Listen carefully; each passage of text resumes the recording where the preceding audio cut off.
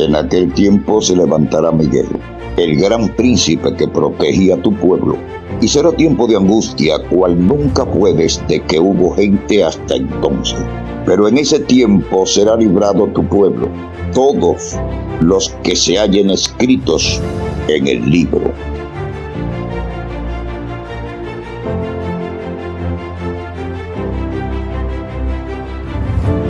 ¿Cuántas veces se puede casar un adventista? Muchos hermanos no lo saben, pero según el manual de iglesia, todas las veces que quiera. Si quiere conocer la historia de por qué esto es así y qué dice la Biblia y el espíritu de profecía sobre el tema, continúe viendo este video hasta el final. Empezaremos analizando la tercera posición sobre el divorcio y recasamiento en la iglesia adventista. Si algunos conceptos les resultan extraños o si quiere tener un contexto más amplio de lo que decimos, recomendamos ver el video 1 de esta serie que también podrá encontrar fácilmente en YouTube. Comencemos. Desde 1863 hasta 1932, es decir, durante unos 70 años desde su fundación, la iglesia adventista no tuvo un manual, principalmente porque nuestros pioneros se oponían a cualquier cosa que pudiera someter las conciencias de los hermanos o que tuviera forma de credo. La Biblia es nuestro credo, decían ellos. Sin embargo, la iglesia creció, el mundo empezó a liberalizarse y nuestros hermanos vieron el peligro de que penetrase el desorden y la corrupción entre los adventistas. Por eso, en el primer renglón de nuestro primer manual de iglesia de 1932, nuestros hermanos escribieron: se viene haciendo cada vez más evidente la necesidad de un manual sobre el gobierno de la iglesia para dar a conocer y salvaguardar nuestras normas y prácticas denominacionales. Alguien dirá: hermano, ¿pero esto qué tiene que ver con el divorcio y el recasamiento?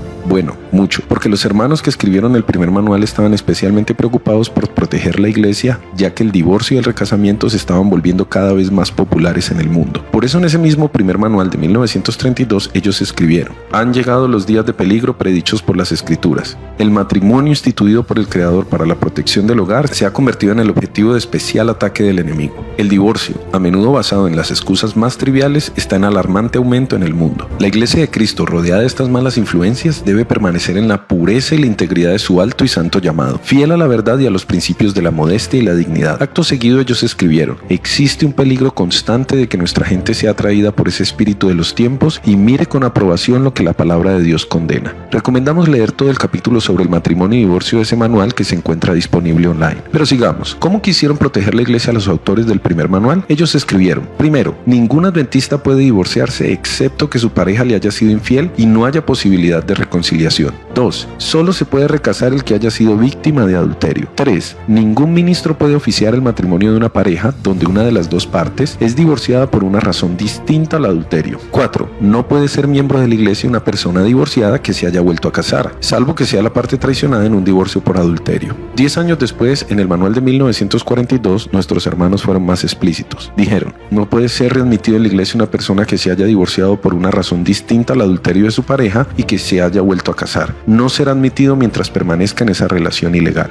Los años pasaron y la iglesia escribió 18 manuales más. De tiempo en tiempo se le iban haciendo cambios a la cuestión del matrimonio, al punto que si miramos la versión actual, la de 2015, nos llevaremos una sorpresa. Dice casi lo opuesto a la versión de 1932. Nuestros hermanos de 1932 jamás hubieran apoyado lo que dice la versión actual de 2015 sobre el matrimonio. Alguien dirá: hermano, pero la luz es progresiva. Claro que sí, pero la apostasía también. ¿Cómo sabemos si avanzamos o retrocedimos? Permítame contarle la historia de cómo llegamos a la versión actual. En los primeros 5 manuales hasta 1942, la posición de la iglesia era básicamente la misma que vimos anteriormente. Los adúlteros no podían volverse a casar, y si lo hacían, entonces no podían ser miembros de iglesia. Si querían volver a ser bautizados, debían abandonar la relación adúltera que tuvieran y volver con su primera esposa. Si no pudieran por cualquier causa, debían permanecer solteros. Pero pasaron los años y el mundo se liberalizó aún más. Había más divorcios, más licencia, y la diferencia entre adventistas liberales y conservadores se empezó a notar. Aquí es donde aparece lo que llamaríamos la mano negra. Un pastor, Albert Victor Olson, que desde que era presidente de la división sureuropea se había opuesto a lo que decía el primer manual de 1932, llegó a ser vicepresidente de la Asociación General en 1946 y desde esa posición presentó en 1949 su estudio sobre el divorcio y recasamiento a nuestros principales dirigentes. Olson decía en su documento que la iglesia no debería ser tan dura con los adúlteros, que se debía modificar lo que habían escrito nuestros hermanos, que los culpables de adulterio debían ser admitidos en la iglesia incluso si seguían viviendo con la persona que adulteraron. Él tiene un argumento bastante particular particular. Decía, el matrimonio es un contrato. Si alguien lo viola, el contrato queda disuelto. Por lo tanto, si una persona adultera ha roto el matrimonio y entonces ambas partes quedan libres para volverse a casar. Interesante. Es algo así como que un hermano le pida dinero prestado al banco acordando pagos mensuales. Según Olson, todo lo que tiene que hacer el hermano para quedar libre de la deuda es no pagar por un par de meses. Como incumplió el contrato del pago mensual, este queda anulado y nuestro hermano queda libre para volver a pedir un préstamo.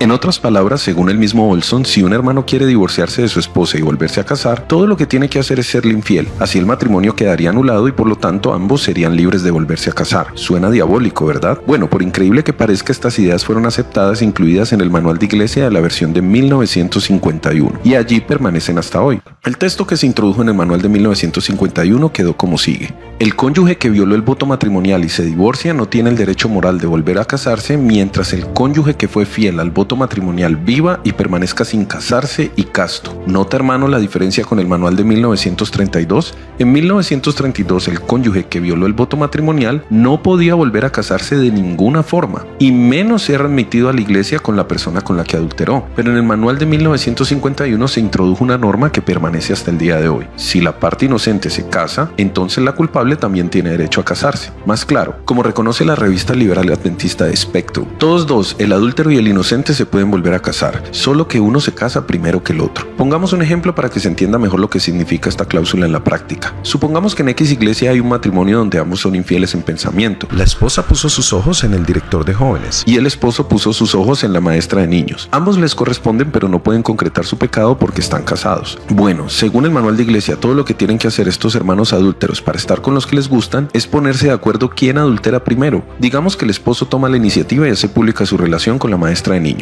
Los llamarían a junta, los borrarían, él se divorciaría de su esposa, y su esposa, que ya gustaba del director de jóvenes naturalmente, ahora se siente más libre para manifestar sus sentimientos. En un lapso de meses ya es novia del director de jóvenes y finalizado el año se casan. Aquí es donde viene lo terrible. Según el Manual de Iglesia, en ese mismo instante su antiguo esposo puede también asistir a la misma iglesia con la maestra de niños, bautizarse y casarse. Y listo, legalizado el asunto. Pero esto no es lo peor. Lo peor es que nada impide que el proceso se repita indefinidamente. Nuestra pareja de infieles bien podría aplicar el mismo procedimiento con sus nuevos cónyuges y conseguirse nuevos esposos a placer, sin límite de cantidad o tiempo. Según esta cláusula del manual, en 10 años un adventista podría tener 5 o 6 matrimonios aprobados por la iglesia si así lo desea, algo así como adulterio a nivel industrial.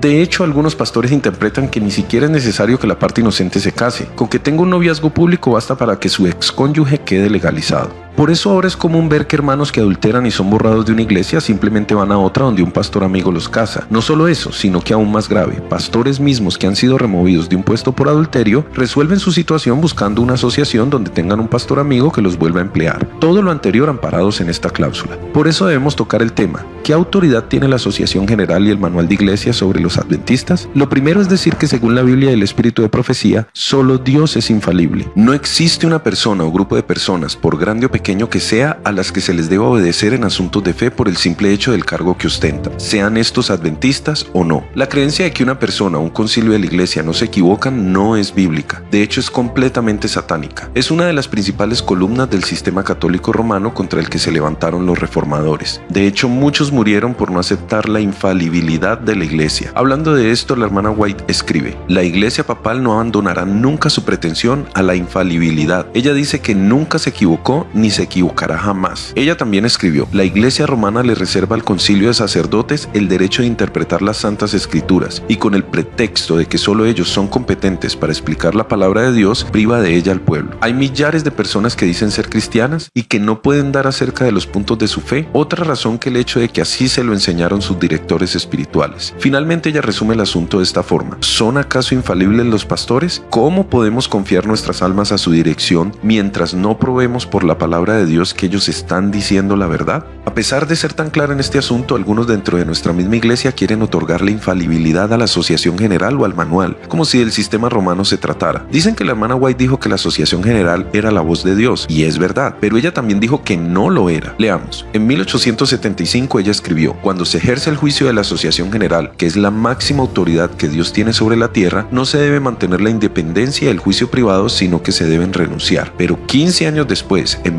1901 ella escribió: se ha trabajado en base a principios equivocados. La gente ha perdido confianza en aquellos que administran la obra. Oímos que la voz de la Asociación General es la voz de Dios.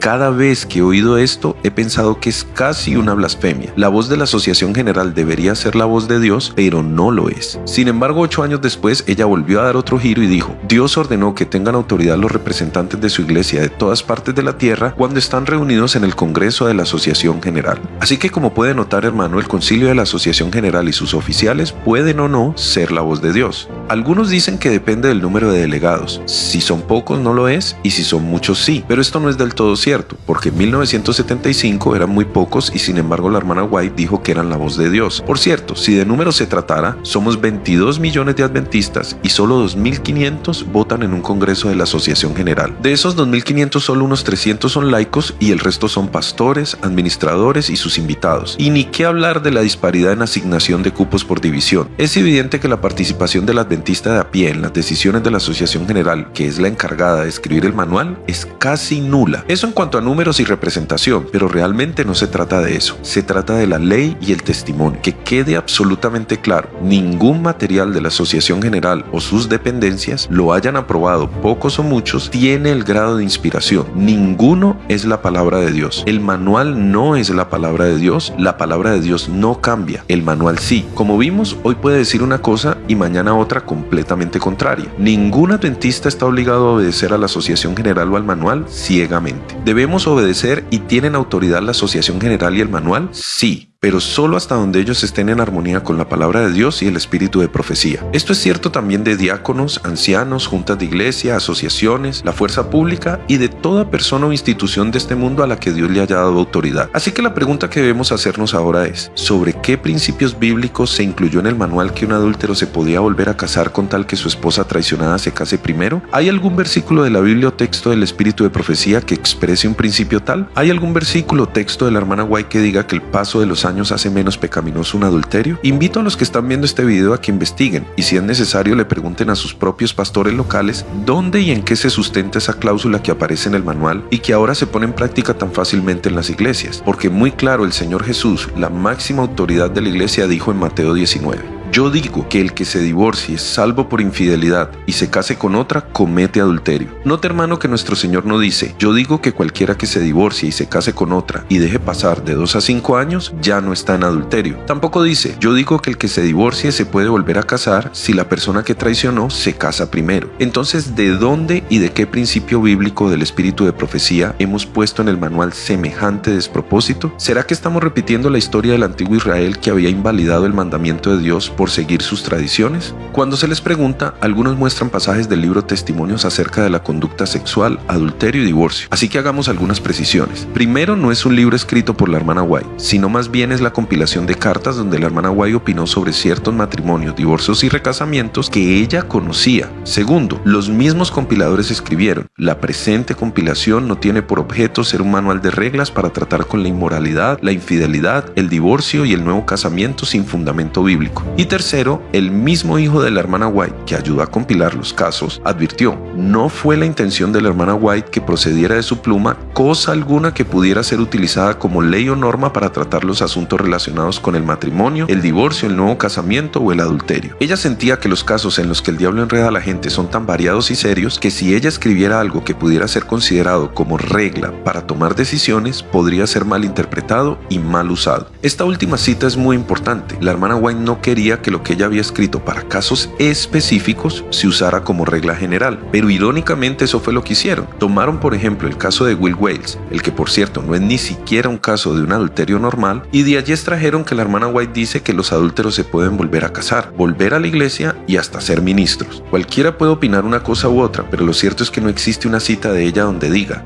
Dios me mostró que un adúltero se puede volver a casar si su esposa se casa primero, o Dios me mostró que después de un par de años, un adúltero puede ser rebautizado aunque siga en adulterio. Lo que hicieron fue tomar su opinión sobre casos específicos y extraer reglas generales que ella nunca dijo. Esto es peligroso, porque si seguimos este método de tomar casos específicos para sacar reglas generales, no hay ni siquiera que predicar, y no exageramos. Permítame explicarle por qué. La hermana White habla del caso específico de Guillermo Miller en la página 257 de Primeros Escritos. Allí dice que él no creyó en el mensaje del tercer ángel y que incluso se levantó contra él, lo criticó y sin embargo se va a salvar. ¿Significa entonces que todas las demás personas pueden rechazar el mensaje de los tres ángeles, incluso criticarlo y sin embargo salvarse? Si esto es así, entonces los adventistas no necesitamos predicar más. Pero esto no fue lo que quiso decir el espíritu de profecía. Ella habló de ese caso específico. Asimismo, lo que ella opinó sobre casos específicos de divorcio como el de Will Wales no pueden ser tomados como regla general, sobre todo cuando ella misma dijo: no tengo luz en particular sobre este caso, no traigan este caso ante mí, y ni siquiera quiso hablar con Will Wales. Hay un último dato escalofriante: Satanás siempre está queriendo derribar a los adventistas. No es tan obvio como para decirles que dejen de guardar el sábado, sin embargo hay una manera de que lo violen sin que ni siquiera se den cuenta. Leamos. Entonces tuvieron su origen dos instituciones gemelas para la gloria de Dios: el matrimonio y el sábado. Sí, hermano, el matrimonio y el sábado son gemelos. Si se pisotea uno, se pisotea el otro. O en palabras de Santiago: el que guarda toda la ley, pero ofende en un punto, se hace culpable de todos. Bendiciones. En aquel tiempo se levantará Miguel, el gran príncipe que protegía a tu pueblo, y será tiempo de angustia cual nunca fue desde que hubo gente hasta entonces. Pero en ese tiempo será librado tu pueblo, todos los que se hallen escritos en el libro.